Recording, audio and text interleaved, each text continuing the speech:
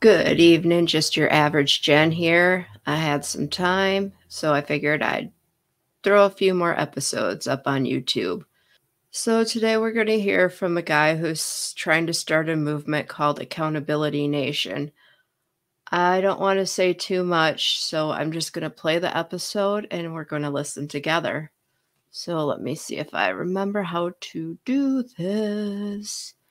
All right, where is it? Do I have to go up here? Here it is. And play.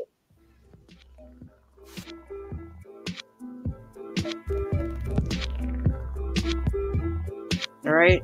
Hello, you, and welcome to You Are Good of Feelings podcast. Nope, that's not it.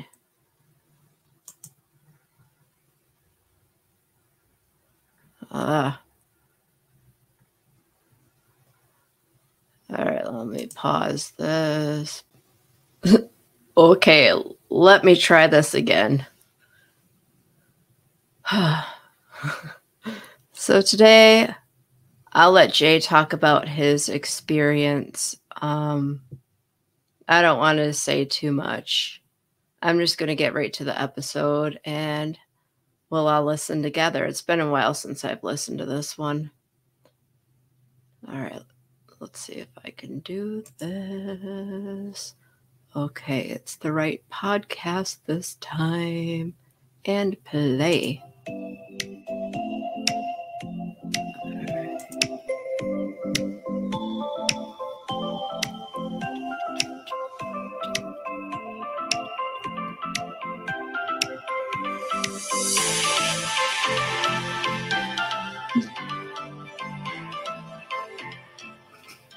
Hi there, and welcome to I'm Only Human, a podcast that attempts to explain how to coexist with other humans. This podcast is going to dive into topics like: is it possible to overcome human nature? Are rules and laws necessary for taming humans, or are they simply a control mechanism crafted by other disturbed minds? Why do we fight with each other? How does traditional religion impact us? My name is Jen, and I'm an average human. Before I begin, I would like to state that I will be talking about controversial things such as, but not limited to, religion, God, the Bible, 12-step programs, and politics. How do these things affect our society? Can social disease be healed through spiritual connections? I'm not an expert and I don't claim to be one. I will, however, be referencing Alcoholics Anonymous because it is the granddaddy of all other 12-step programs. I will also be quoting things from the Bible occasionally and mentioning God, along with different religions. I am not trying to promote a particular program, nor am I trying to convert anyone. I believe religion gives us the foundation, and 12-step recovery guides people down a path to self actualization. Social disease has been with us since the dawn of time, but recovery has still been achieved by millions. Through recovery, healing is possible. I believe that changed minds and attitudes can change our world. Hello, people. Today we have a special guest. I'd like to welcome Jason. This is my brother. He's from Minnesota. I'll let him tell you his story because it is an incredible story. So pay attention. All right, Jay. Hi, I'm Jason. I started Accountability Nation April of last year. Part of it is my recovery from an eating addiction, not to mention I did have an alcohol use problem at one point throughout my life. And last April of 2022, I decided that the things that were happening in my life weren't working for me anymore, and it was time for a change. I started going back to the gym and working out. At that point, I was 424 pounds. Today, I weigh in at 350. Unfortunately, there's been some injuries involved that has sidetracked my journey through the physical aspect. That doesn't mean I haven't been working on the mental aspect as well. Part of my biggest issue is I'm a binge eater. And I get into a cycle where after I've eaten, a lot of food. I get really, really upset with myself, and then I'll starve myself for a few days, and I'll keep repeating this process. I've also at times cut myself off of certain foods for the reason that I couldn't control myself. So these are some of the things that I've personally dealt with, and a lot of this stems from my personal history. I was in a marriage for around 20 years with a narcissist, and it was a very bad marriage, and mentally it destroyed me. I do suffer from post-traumatic stress disorder from my marriage. Also from my subsequent near-death experience in 2011 when I had a blood clot break free and blocked the flow of blood to my brain, and I effectively died on my kitchen floor and was resuscitated by paramedics. So through all these things that I've had go on in life, each time I've learned that getting knocked down is okay. It's about learning life lessons while you've been knocked down, and it's about how you get back up. Like, I am just getting back up from another situation. I just had a diverticulosis flare up, and I spent time in the hospital, and that's right on the heels of a major back injury that happened in the early part of this year, where I tore a disc in my back, and I was sidelined for 6 months. And mentally, that was all very taxing on me, and I checked out for a while. What do you mean by checked out? Sorry to interrupt. What do you mean by checked out? So what I mean by that is that I was just mentally done, and I wasn't moving forward at all. I was angry. I was depressed. People around me noticed the difference in my overall personality. I wasn't the same person, and I reverted back to a lot of old habits, trying to find something that felt normal and felt comfortable to me. And that's really what checked out means to me. Yeah, I felt similar things. All right, I didn't mean to interrupt. Continue. Oh, no, it's okay. Feel free to shoot any question in there. I can answer anything on the fly, because obviously this is my life and my story that goes with it. I mean, like, to put it into perspective, right now, I'm working at a gas station just to bring in money till I can get back behind the wheel. I'm DOT cleared now, and hopefully in the next few weeks, I will be back to driving full time so I can get back to making an actual living instead of working in a gas station for next to nothing. Yeah, that sucks. Those life challenges. Oh, absolutely. I mean, it feels a lot like 2008 all over again. I put out 60 resumes in other fields, and I'm more than qualified for many of the jobs that I put my resume out to. I wound up getting 4 job interviews, and of the 4 hired me was the gas station job. And that was pretty much because they're desperate for staff.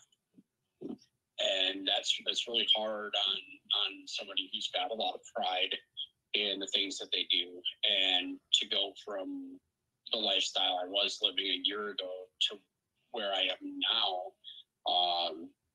there's a lot of life lessons in there, and a lot of things that I've had to learn that go along with recovery. And part of that is rebuilding my whole life from the ground up. Like, I almost lost my car. I'm still not 100% out of the woods on that. I had no income coming in whatsoever. So taking this job was my last ditch effort to just try and do something till I can get back to doing the things that I'm skilled to do. Because obviously DOT certified operators are in demand, and physically I wasn't able to do that job with the back injury. So you've had such a humbling experience. You've been humbled, and now you can appreciate what you took for granted before. Oh, absolutely. And being where I am now and doing the things I'm doing, I look at the world a little different, considering that I'm doing an entry-level job that typically high school kids do, and people that just don't advance in life. And I've advanced past the point that I'm at currently, So to regress back to where I am is a real big hit to my pride and to the whole recovery process. Does that help you see people in a different way than how you used to? Because I see people as things that are in my way. Like if I don't know them, like I don't think that they have families and people that care about them. It's just a thing. But now I consider all that. It's like, hey, this is someone that is loved by a bunch of people. So do you feel differently about people now, or how do you feel towards them? Quite honestly, I personally believe everybody in the world has the ability to make the best decisions for themselves and what makes sense for them to live their lives. And who am I to question that? I also, on the inverse, would request the same respect of me. But seeing some of the things that I see on a daily basis, regular customers coming in, doing the exact same things over and over and over again, and just seeing the different personalities and seeing where people are in life, it really is eye-opening for the human experience and how people do choose to live. Sometimes just understanding if they have the capacity to understand what they're doing or how they're doing it, or if they're just okay with where they are in life. I personally am not okay with where I am in life right now. But there was a time when you didn't feel you had any other choice but the life you were living, and that was back in your marriage when all of that stuff went down. Oh, absolutely. I was trapped. The one big thing that I can say is narcissists know how to use emotions against empaths like me. And I had everything used against me. I had family used against me. I was separated from my family, and I was basically told that her family was my family now, and that's what I got. There was nieces and nephews involved on her side of the family that I raised because nobody was capable in her side of the family to actually do the job. And these were emotional triggers that she would use against me to keep me in the marriage, and I felt trapped. It was always the same thing. When I had enough and threatened to leave, she's like, well, if you leave, then those kids are going to wind up going to foster care, and that's going to be all your fault. And it would be things like that. And it's like, well, I want to see that happen. But in 2017, I finally got to a point where it's like, you know what, I've had enough. I really don't care at this point. If I don't go, I'm going to die a second time, and this time it's going to be permanent, and it's going to be by my own hands.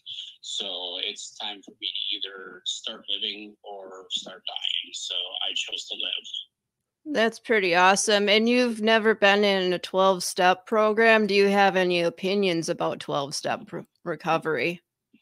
I think they're great for people that need that guidance.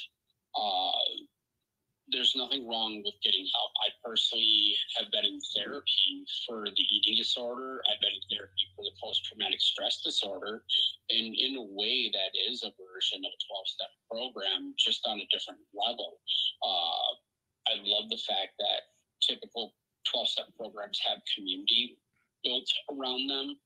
And community is always very helpful when it comes to helping somebody get past the worst parts of their life. Like, quite honestly, right now, if I didn't have the friends and family that I do, I would be homeless on the street without a car, and I would probably be living back at home with mom. I'm going to interrupt just for a moment here, only because way back early in my recovery, I was like so gung-ho 12-step recovery programs. So I'll be bringing those up a lot within my first few episodes, and I chill out. I eventually chill out. That's all I'm going to say. All right, let's get back to this.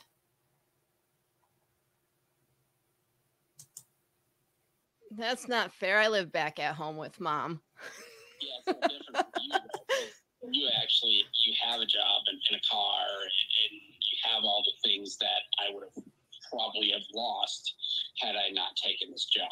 Well, I would have lost all those things. I wouldn't have had all these things had I not moved back home. So I had my own awakening one night and just left it all behind. And here I am a year and a half later. And I can appreciate life now. And it's just the little things and just all the things I took for granted, all that wasted time just trying to control other people and the things they do and trying to control outcomes and trying to make it so other people don't feel the consequences of their actions. It's so exhausting. And for what? I lost my sanity in the process. Oh, I can absolutely relate. Through my marriage, I did the same thing. I was always playing cleanup for the messes that were created by my ex. And she was very good at making messes and just walking away like, oh, no, that's not on me. And I would get stuck cleaning that stuff up. And it just gets to a point where it's like, why am I doing this? What value does this bring to me personally? And then you start realizing it doesn't. And it's a negative impact on you, and it had been for so many years. It took me 3 years to really start to recover from the amount of emotional and physical and mental abuse that she did place upon me. And luckily, I've been able to move forward in life and restart. And once again, I'm restarting. And I guess the big difference is I've had enough experience now going through adversity that I have a new set of skills to help me move forward maybe a little bit quicker. Okay, so switching gears here a little bit. Are you a religious person? And what are your thoughts on God? So this is the way I look at it. I'm a spiritual person. I believe that there is such a thing as a higher power. Personally, in 2011, when I was resuscitated on the kitchen floor, I felt myself being pushed back into my body, and I heard the words, "It's not your time." What that was, I don't know. I know that there is something greater than us that exists. I don't necessarily believe that organized religion has it 100% right or 100% wrong.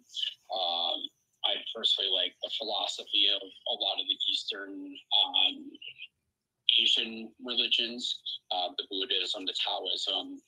There's a lot of great philosophy on enlightenment and living a better life. And even in the Bible as well, there's a lot of great quotes and passages on how to live your life better. And ultimately, that's really what it comes down to is the better you live your personal life, the better the outcome of your life will be. And however you need to find that to achieve that is what's best for you and what works for you. And for me, that's just reading scriptures and understanding different religions and different philosophies and living by principles. Living by my personal set of principles has been a big difference in how I move forward. Yeah, I like looking at different religions too because I find it fascinating that all these different religions originated from one Bible. It just doesn't seem possible to me when everyone's beliefs are so different. And yet, have you ever heard of the Keswick Convention? I have not. Okay. Because I was researching the history of Alcoholics Anonymous, which was based off of a group called the Oxford Group.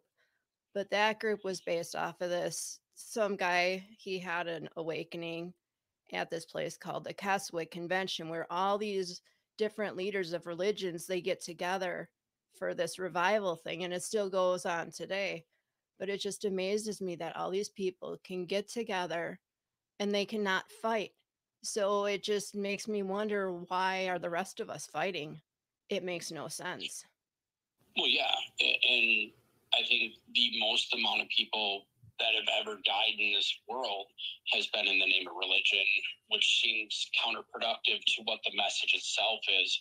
Religion is supposed to be about peace and love and betterment, but yet, you got the Crusades where, I mean, thousands of people. I mean, hundreds of thousands of people have died in the name of religion, fighting for their version of it. And it just, to me, doesn't make any sense. That's why I consider myself to be more of a spiritual person, because I don't need to belong to a particular group to believe that I'm doing the right thing. Yeah, I've kind of felt that way ever since I was a kid and made to go to Sunday school. Like, I learned morals and stuff there, but I always questioned it from a young age. Like, I couldn't believe everything I was told. I've always been an outside of the box thinker because there's just so many possibilities out there. Not that I want to get into all that right now. Well, you're absolutely right, though. And I think this is where we parallel a lot as brother and sister. And it's interesting to hear some of these things from you, because obviously I haven't lived in Wisconsin since '94, and we haven't had a lot of contact over the last 20 or so years with the marriage. And it wasn't until I left in 2017 that I was able to start actually coming home more and spending more time with family. So to hear these things, to understand that we are very similar in a lot of ways is really good to hear. Yeah, I used to think that we had the worst family in the world, but after being a part of other people's families, I'm happy for the family that I was born into. I'm grateful for them now. Oh, absolutely. And, I think about that each time I come home. Like when I was home about a month and a half ago, when we were doing all those projects for mom, and, how happy mom was to see all three of us out there, doing the thing with her deck and projects around the house, and just getting her house in order for her. I mean, there's a lot of moms that would never get that experience. And it felt good to do that for mom, and it also felt good to be able to be home and like hang out with my sisters and uncles and that sort of stuff, and just be around family with no interruptions, really. And unfortunately, not a lot of people get that because they don't have the best families. Right. I've been thinking a lot about family lately too. Like it would be really nice to reconnect or connect in general with all the cousins and stuff because we don't really know each other. Even if we were to connect like through Zoom or something, just have like a hey, how's it going type gathering once in a while. I think that'd be awesome. Because when it comes down to it, relationships and connections and being loved is like everything. Oh, you're absolutely right. And the reality is not a lot of people experience that true love of family. And that's how you see people that wind up on the streets, drug addicted and overdosing and dying. And like I said earlier, I mean, it's really the fact that I have good family and good people around me is the difference between me being in a home still and not being in a home. Other people don't get that experience and have those same fortunes. So it was something that I personally have learned recently, and I'm grateful for the network of people around me. Yeah, when we were talking earlier about like the religion and stuff, in my first podcast I had mentioned the crusade over the color blue, and I think that you listened to that too. Yes. So what did you think of that? Whether like we're mass killing each other over the color blue? Like isn't that kind of what we're doing with all these religious and holy wars? Oh, it absolutely is. And I mean, it transcends into other areas as well. I mean, culturally speaking, we're fighting over the letter that some people represent, and we're doing the same thing. People have died in America based on their political beliefs, and I find that to be absolutely atrocious. That people will fight to the death to defend that D or that R when neither one of those letters would actually be willing to do the same for them. Well, I think that's a pretty good thought to end on for the first show. So I'm gonna turn off the mic. In closing, I would like to say that the opinions expressed here were strictly of my own making or by my future guests. Take what you like and leave the rest. You may come to realize that you may not like me or what I have to share. Let's talk to each other, reason things out, but let there be no gossip or criticism of one another. Let the fellowship of ethical human behavior and the serenity from positive human interaction help you grow and chill out one experience at a time. I would like to thank my higher power for guiding me through this podcast. I hope to spread the message of love, hope, and understanding by touching one life at a time.